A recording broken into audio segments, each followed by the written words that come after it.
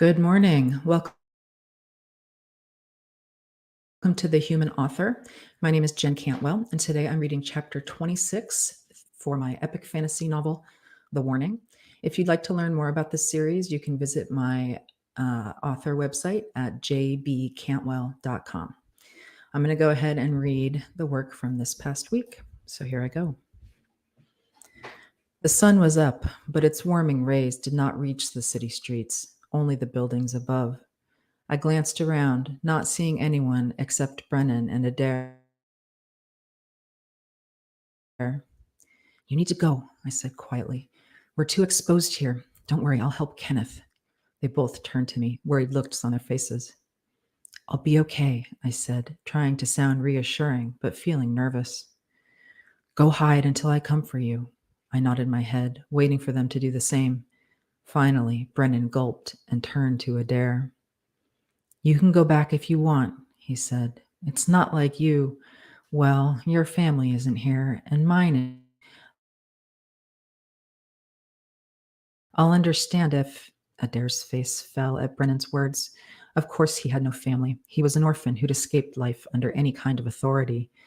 But just because he'd found a place for himself in the picking fields didn't mean he wanted to go back there. His eyes met mine.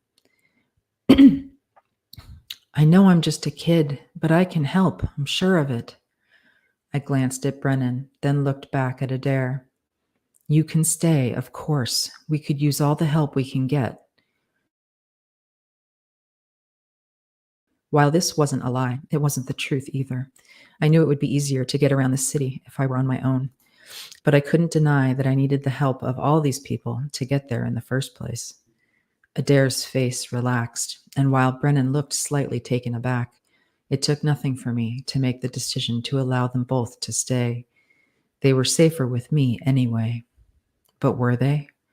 Part of me knew that wasn't true, that they'd be better off hiding far away from the likes of me. None of us knew what awaited us in the city, and I was the only one in our group with magic. One could argue either way, but the truth was I felt supported by these people, even if it put all of us in more danger. They're not wanted. They're as safe as they can be. I wondered if Kenneth was wanted. Probably, if not by Zahn, then certainly by his father. "Go," I commanded, pointing. The two kids took off in the direction I sent them, hiding themselves within an alcove. There was no life in this part of the city, something surprising to me. The road we'd come up to wasn't commonly used. Still, there were a couple of windows here and there, crude holes made in the stone of the homes above us. We were not invisible. "Bree," I heard Kenneth whisper. He was almost tall enough to stick his entire head up through the opening in the street. I wasn't sure if the cobblestones would cave in on him if he tried to make the climb. So instead, I reached out my hands for his. I wasn't that strong, but I was no weakling either. Between the two of us, our strength was enough to allow him to scramble out of the tunnel.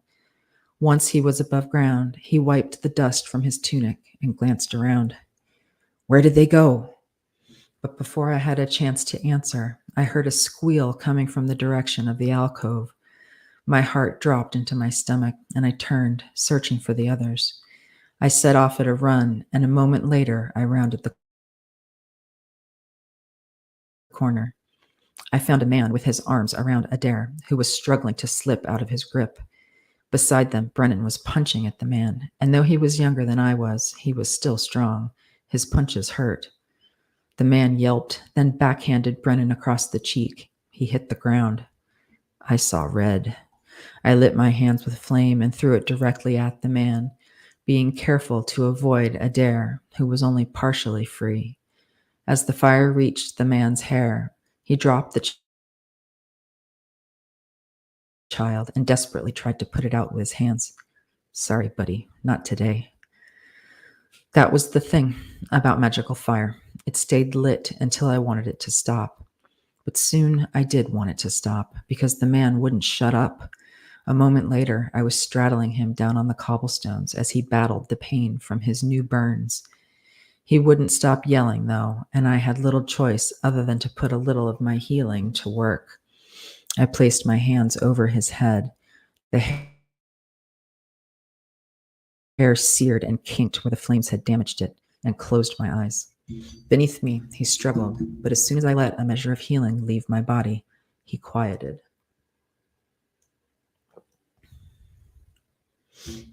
You fool, I hissed. What do you want with them? He looked up at me, a combination of terror and wonder on his face. You're her, aren't you? I frowned, and I tried desperately not to wrap my hands around his neck. Instead, I pinned him down, placing my hands and all my weight upon his shoulders. I could kill you in an instant, I said. Answer my question. His gaze flitted around, and it was clear he was looking for a way out of his predicament. You really did a number on me, he said instead. But that's okay. 100 pieces of silver on your head. That's more than my life is worth. He began to struggle, and while I was glad my healing had shut him up, I didn't appreciate his attitude. A moment later, Kenneth pulled me off the man and knelt with his knees on his chest. Suddenly, the man looked scared again. He hadn't totally forgotten the wounds I'd just given him. Finally, with a yelp of pain, he looked Kenneth in the eye. What do you want with me? He asked. I want you to leave my friends alone, Kenneth said. You're the one who started all this. Despite the man's situation on the ground, he smiled. Are you kidding me? The whole city is looking for her, so don't think I'm the only guilty one here. Kenneth dug his knees deeper into the man's shoulders, and he yelped. Okay, he said. I won't tell anyone. Is that what you want? Kenneth glanced up at me, but I got the impression he was thinking the same thing I was. There was no way we were going to leave this man out in the open and ready to answer Zahn's questions. But I wasn't quite sure. I wasn't quite ready to get rid of him yet.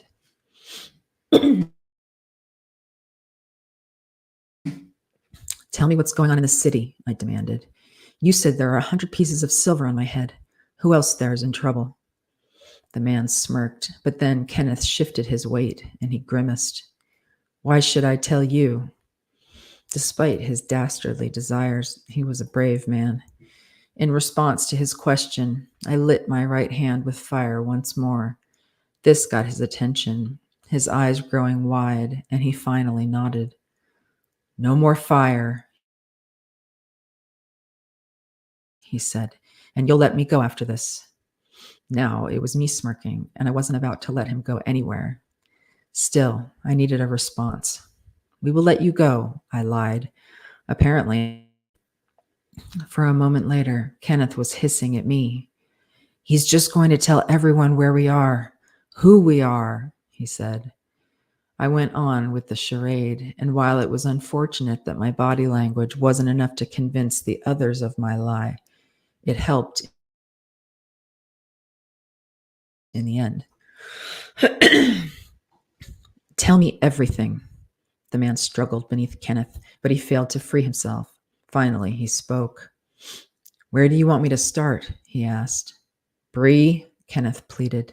I ignored him and continued. Where's my father? I meant to ask after the others too, but the image of my father had popped into my head, convincing me that he was the most important one to find.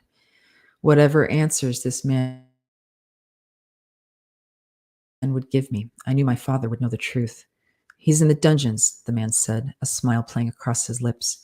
Just like the rest of them, at least when Zahn isn't toying with them. My stomach sank.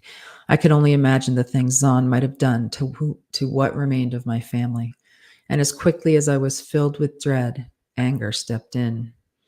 Where in the dungeons? The man tried to shrug, but he was pinned so tightly by Kenneth's knees, he could barely move at all. I don't know, do I? I'm someone without magic. I stay up here where it's safe and report on anyone who supports the resistance. The resistance? At this, the man turned his head and looked up at Kenneth. I know you, he said. You're Maddox's son, aren't you? Boy, you've got silver on your head, too, though the winner of that particular prize would take home only 20 pieces. Answer her question, Kenneth growled. All I know, I've already told you. Zod rounded up those with magic to join him up in his tower. Those who refused, he keeps down below. And what does the king think of all this? I asked. This time he laughed. It's been a long time since we've seen our king, hasn't it? Have you never wondered why he never makes an appearance? Suddenly, I realized just how much trouble we were in. If Zahn had power over the king, our efforts might be futile. A shifting of Kenneth's weights stopped the man's laughter. What is he after? I asked. Why, you, of course, he said. But why would Zahn be after me? Would he turn me over to Torin in the end? This man was proving to be only vaguely useful, but some information, especially acquired from a man under duress, was better than none. Tell me, I said, and this will be my last question. Where is Torin? I waited, not daring to take my gaze off the man, and so I saw his expression clearly, and so I understood that he wasn't lying when he answered me. Who is Torin? Who is Torin? Why didn't he know? Ideas started flitting around in my mind as I tried to make sense of this fact. Could it be that Zahn was working alone? And if so, why would he have driven me out of the kingdom so many months before? For the first time, I realized that I was even more eager to find Zahn than I was to find my family, or anyone else for that matter. In the end, I knocked him out, my elbow hitting him on the side of the head. He would wake up with a brutal headache, I was sure, and what information would he be willing to spread about our meeting? Would he admit he'd failed in capturing me? Then I thought of something different. What if he were punished instead of celebrated? What if Zahn became angry by the fact that the man didn't deliver me to him? Zahn had a temper, and I wouldn't be surprised if this man would be dead by the end of the day, but only if he told them the truth. I wondered how much truth there was in the information he'd given us. He could have been leading me astray, but I couldn't get past the look on his face when he'd admitted he didn't know whom I was talking about. Kenneth stood up, then walked around and picked up the man's arms and dragged him across the street and to the same alcove where Brennan and Adair had been hiding.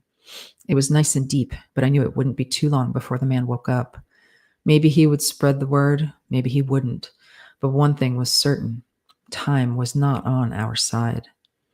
Kenneth dropped the man's hands, carefully hiding his legs in the shadows of the alcove. I wondered if he'd guessed the truth at all. The words he'd shared served only as clues, hints about where my loved ones might be, where the loved ones of so many others might be, too. No, I wouldn't be so silly as to allow myself to be caught and sent down to the dungeons based on this one man's testimony. It was possible, and even likely, that my father was up in the tower with Zahn, the ultimate carrot on the stick. I don't think he was telling us the truth, I said quietly, but we can't exactly discount him either.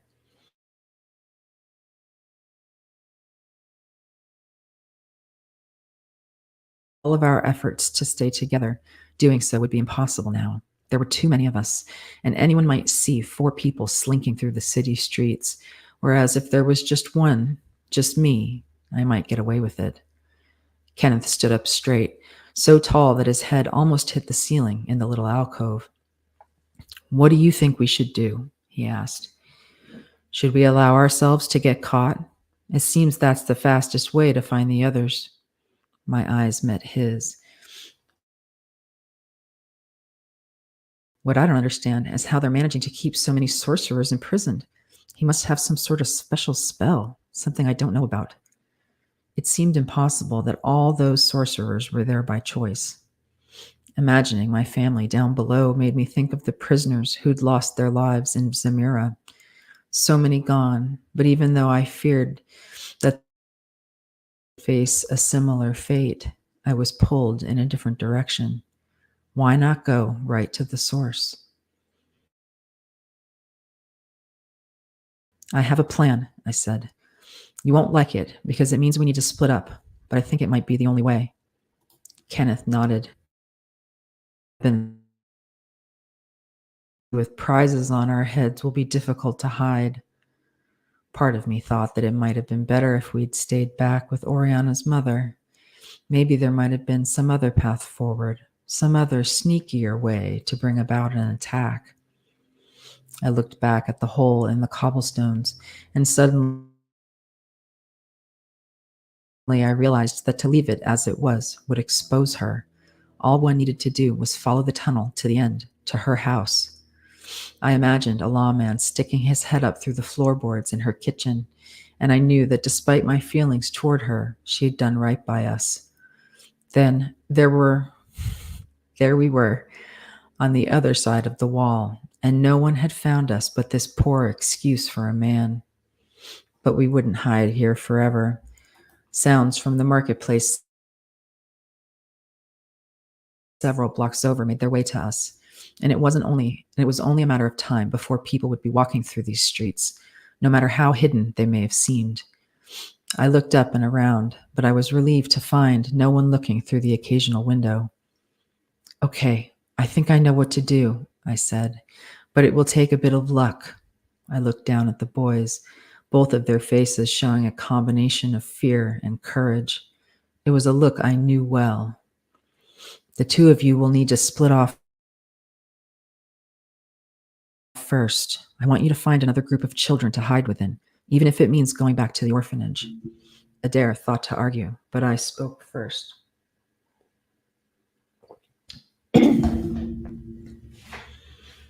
I don't know what happened to you there, I said, but you're stronger now than you were then. If there's any hope for any of us, we will come for you both. And if we fail, you'll just need to escape again. Take Brennan with you. It will be the perfect place to hide, right in plain sight. Do you think you can manage it? Adair's fingers were gently touching his cheek, a gesture that broke my heart as I imagined the abuse he'd suffered in that place. You tell her if she puts her hands on you again, I'll kill her. Adair smirked, then shook his head. I'll do it myself. There he was, the little bit of a man beginning to show through the child. I'd known he was scrappy, but I'd never seen his eyes angry. Even now, he had a measure of control I couldn't relate to. All I could do was hope that I'd be able to show the same self-assuredness when it came to be my time to fight. And you, I looked at Brennan, will you be okay? This face was angry, and his anger was directed at me. This isn't what you said, he said. We're supposed to stick together. Wasn't that the whole point? Kenneth looked up at him. None of us will be together, he said. I don't think you and Adair should stick together. Instead, you should go. You should head to where the other children are, the ones who are guarding the city that we saw staring at us. Brennan frowned. Those kids had magic, and I don't. There's no way I can. You'll have to find a way inside, Kenneth said. You don't have magic, but neither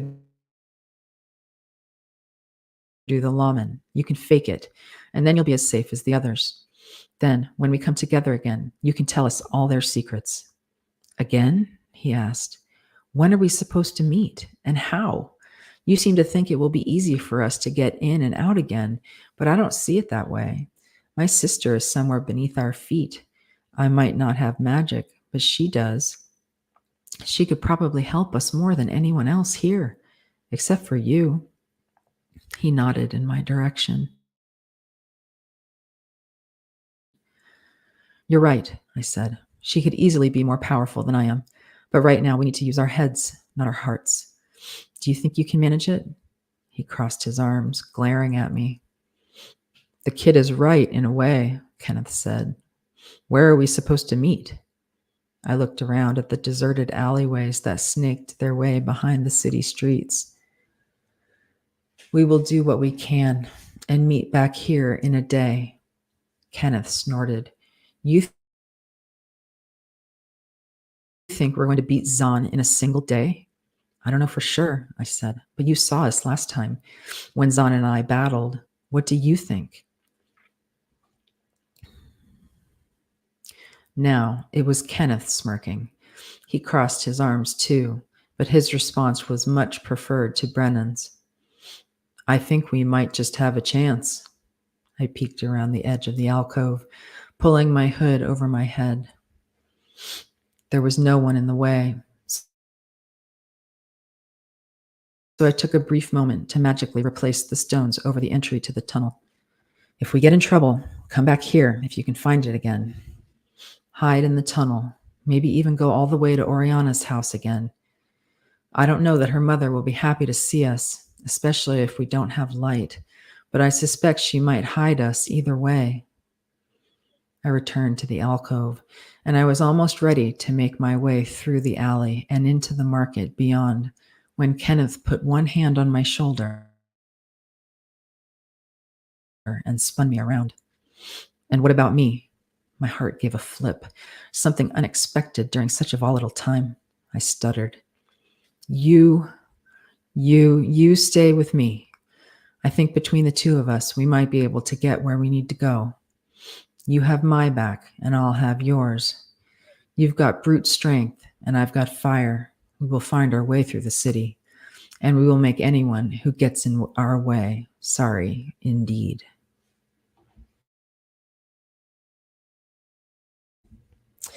So that is today's reading, chapter 26. I am not going to be here next Friday because I am moving tomorrow. So it's going to be a very busy week for me, but I will be back here the following Friday at 9 o'clock Pacific. Thank you for joining me and have a great weekend.